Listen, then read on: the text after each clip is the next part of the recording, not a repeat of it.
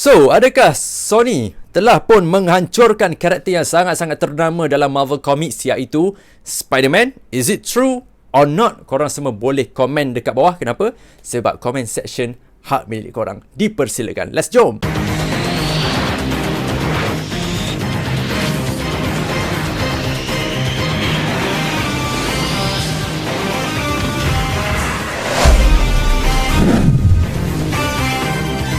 Hai, Assalamualaikum semua. Welcome back to Finivision YouTube channel di mana kita akan membahaskan a lot of benda-benda yang berkaitan dengan superhero, benda-benda yang berkaitan dengan pop culture, anything invisible, Godzilla ke whatsoever, kita akan borak dalam YouTube channel ni, okay? And kepada korang semua yang baru saja menekan video ni dan baru tahu tentang kewujudan YouTube channel ni, kalau korang semua suka dengan video-video yang aku sajikan, jangan malu-malu untuk tekan button subscribe itu, ataupun kalau korang suka konten video ni, tekan like button, okay? And yang dah lama dekat sini, thank you very much for your support, for your comment dan sebagainya.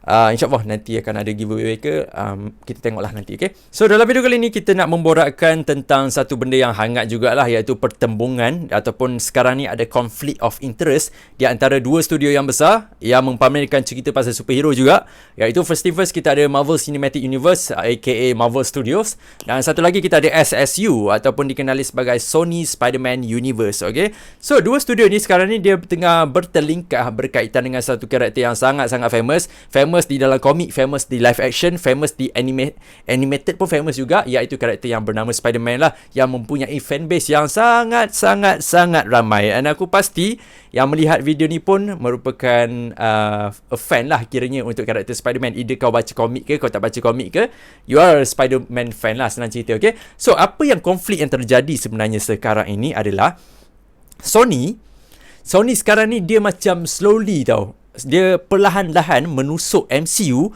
untuk mengawal karakter yang bernama Spider-Man. Maksudnya, dia cuba untuk mengawal bilakah filem Spider-Man akan keluar, siapakah pelakon Spider-Man dan sebagainya. Kenapa dia nak kawal? Sebabnya Sony merasakan karakter Spider-Man lakonan daripada Tom Holland itu di dalam MCU dapat memberikan profit yang lebih banyak kepada Sony sendiri berbanding dengan projek-projek dalam Sony Spider-Man Universe. Contohnya seperti projek Venom, Morbius, dan juga yang paling latest sekali iaitu Madam Web lah. Itu yang dikatakan olehnya. Dan aku macam, apa sih? Kenapa kau nak control Spider-Man dekat universe lain pula? Kau dekat universe kau sendiri, kau tak ada Spider-Man. And that is one of the element kenapa filem kau keep on failing. Sebab kau keep on buat mistake yang sama. Daripada cerita Venom yang pertama, Venom pertama is still okay tau untuk jadikan a solo film pasal Eddie Brock, pasal Venom kan. But the second film, Venom 2 Let There Be Carnage tu, merupakan filem yang mana dia memerlukan Spider-Man sebenarnya. Even dalam komik, Venom memerlukan bantuan daripada Spider-Man untuk menumpaskan Carnage itu sendiri. Sebab Carnage memang sangat-sangat sukar untuk ditewaskan. But yet, tak ada Spider-Man. And even dalam cerita Morbius, okay, kita fine, kita nak faham perspektif daripada Dr. Morbius kan, berkaitan living vampire dan sebagainya. But in the end, pada ending scene untuk cerita Morbius tu, dia ada tunjukkan credit scene di mana Vulture bertemu dengan Morbius. Dan tiba-tiba out of sudden, tak ada development, tak ada build up, Morbius pun nak jadi musuh Spider-Man. Kita kena bunuh Spider-Man. Spider-Man pun tak muncul dalam cerita tu. And even the latest one, Madam Web ni pun, spoiler alert, tapi aku rasa korang tak kisah pun kena spoil, Spider-Man pun tak ada dalam cerita ni. And even dalam cerita Madam Web ni, no, dia tak mention pun nama Peter Parker. And dia gunakan karakter Madam Web. Tiba-tiba Madam Web ni dapat digigit oleh labah-labah dan dicuba untuk memanjat dinding, tapi dia gagal. Sebab Spider-Man boleh buat. Why not? Aku tak boleh buat kan. So dia buat, dia tak boleh nak buat lah. All those, aku rasa macam poor writing gila-gila yang berlaku dekat Sony. And sekarang ni Sony try untuk blame dekat MCU dan juga try untuk dapatkan profit yang lebih tinggilah untuk karakter Spider-Man dekat MCU. So antara benda yang Sony nakkan daripada karakter Spider-Man yang dia nak MCU lakukan adalah dia nak cerita Spider-Man yang keempat lakonan daripada Tom Holland itu menggunakan konsep multiverse lagi sekali. Kenapa Sony nak buat macam tu? Sebab the film yang paling mendapat kutipan yang sangat-sangat banyak bukan filem daripada Andrew Garfield, bukan filem daripada Tobey Maguire, but filem daripada Tom Holland, iaitu Spider-Man No Way Home, yang mana mempamerkan pelakon-pelakon OG Spider-Man datang muncul dekat situ. Bukan Spider-Man je, even Green Goblin ada dekat situ, and Doc Ock pun ada juga, itu Alfred Molina kan, lakonan daripada Alfred Molina pun ada dekat situ, membuatkan cerita tu memang jadi cerita yang blockbuster pada tahun 2021, hujung tahun tu kan. So Sony, dia nak repeat those moment. Dia nak ulang balik. So dia bagi tahu dekat MCU kau kena buat cerita multiverse untuk Spider-Man 4. Sedangkan Kevin Feige ataupun MCU ada direction yang lain untuk Spider-Man 4. Apa direction dia? Dia nak buat cerita Spider-Man 4 ni lebih grounded, yang mana lebih dekatlah dengan karakter Spider-Man, yang akan menghimpunkan karakter-karakter street level superhero dan juga villain. Antaranya Daredevil, Punisher, lepas tu siapa lagi? Kita ada Jessica Jones, karakter-karakter street level. Dan kalau musuh pula kita ada Bullseye, lepas tu Kingpin. Senang cerita dia tak pergi ke cerita kosmik lah.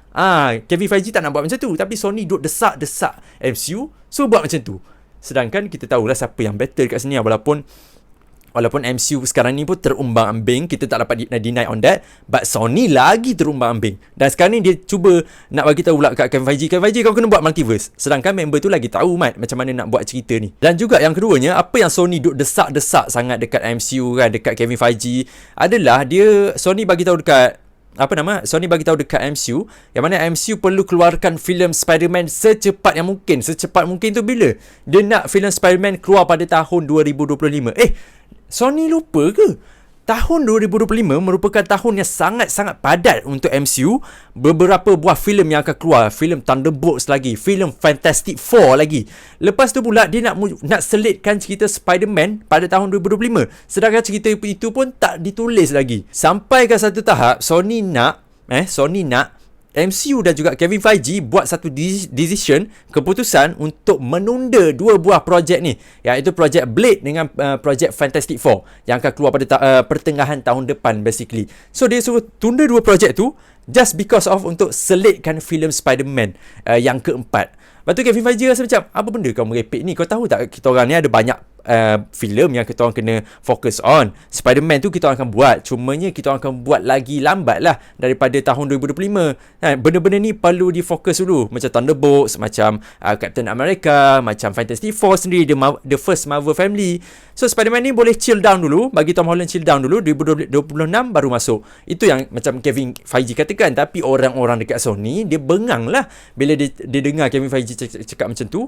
Dia annoying. Lepas tu lagi satu, apa yang diorang gaduh lagi pasal ni, pengarah untuk filem Spider-Man yang keempat lah. Yang mana Sony sebenarnya dia nak pengarah untuk Spider-Man yang keempat adalah John Watts lagi. John Watts ni memang, kalau korang tak kenal, dia lah yang dia yang mengarah filem Spider-Man Homecoming, filem Spider-Man Far From Home dan juga Spider-Man No Way Home. Maksudnya trilogy untuk Spider-Man dia yang buat, dia yang direct kan. Dan juga dia pada awal tahun lepas rasanya dia diperkatakan akan mengambil tugas sebagai pengarah untuk Fantastic Four, tapi aku rasa diturunkan dah, aku dah lupa masa tu. John Watt katakan dia nak berehat seketika. Daripada membuat filem superhero lah. Basically dah terang lagi bersuluh kot. Member tu dah succeed buat cerita Spider-Man. So ada reason tau kenapa dia nak berehat seketika. Sebab apa? Dia takut, dia macam ni tau, kalau kadang-kadang bila kita dah sampai ke satu peak sebuah filem tu, kalau kita lanjutkan cerita tu, berkemungkinan besar kita akan buat sebuah filem yang flop. So aku rasa itu merupakan satu reason yang bagus lah untuk John Watt berehat seketika. Dan Kevin Feige kata dia nak pergi cari pengarah lain lah untuk mengarah cerita Spider-Man yang keempat. Tapi Sony tak agree, dia nak John Watt juga. Tu yang gaduh mereka berdua ni. So itulah dia isu yang berlaku sekarang ni. Ni daripada pandangan peribadi aku walaupun MCU sekarang ni dia tak konsisten buat projek-projek dia dan sebagainya kan, tapi tak dapat deny cerita Spider-Man Homecoming sort of average. Far From Home pun aku suka, and even No Way Home lagilah aku suka. Absolute masterpiece kan. Senang cerita, MCU pandai buat cerita.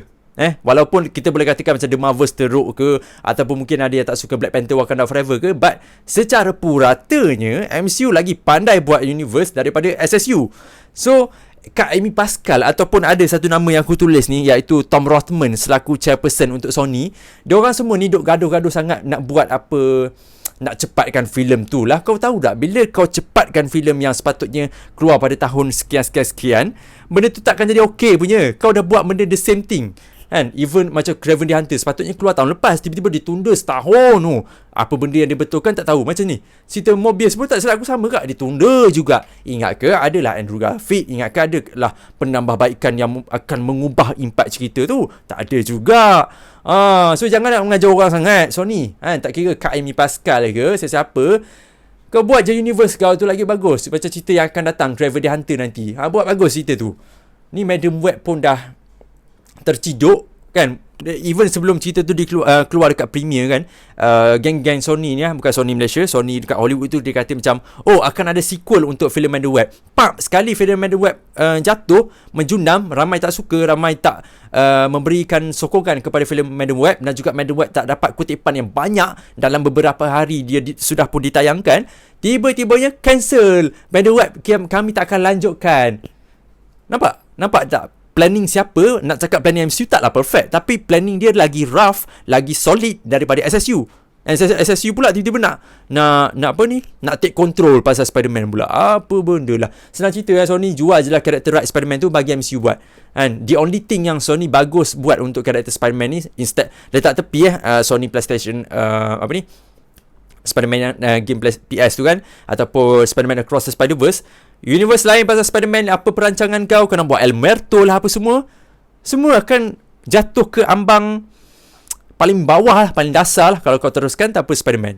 Basically senang cerita yang mudah. Even tak silap aku Silk, karakter Silk pun, cerita pasal Silk pun akan cancel juga. But yeah, itulah dia konflik yang berlaku di antara MCU dan juga Sony yang aku update dengan korang semua. Apa pendapat korang about this thing lah?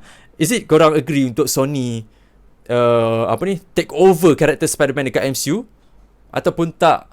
Leave your comment down below. Aku nak tahu pendapat korang berkaitan dengan isu ni sebenarnya. Okay, so itu dia video untuk hari ni. Kita jumpa lagi di video yang akan datang for sure. Don't forget untuk tekan like kalau korang tengok video sampai ke tahap ni. Hope you guys enjoy lah. Okay, so I'll see you guys next time. Assalamualaikum dan bye bye.